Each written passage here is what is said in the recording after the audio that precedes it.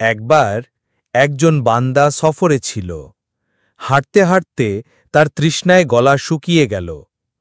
অনেক খোঁজার পর সে একটি কূপ পেল, কিন্তু পানি অনেক নিচে।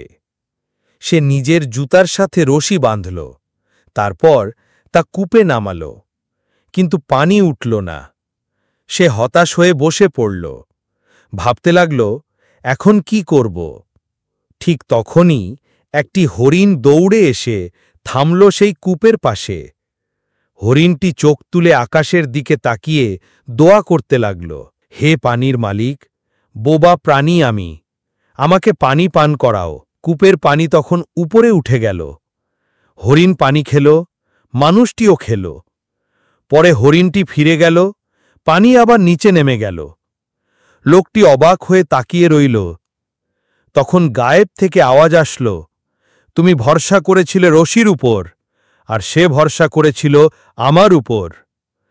তাওয়াক্কুল, পূর্ণ ভরসা শুধুই আল্লাহর উপর।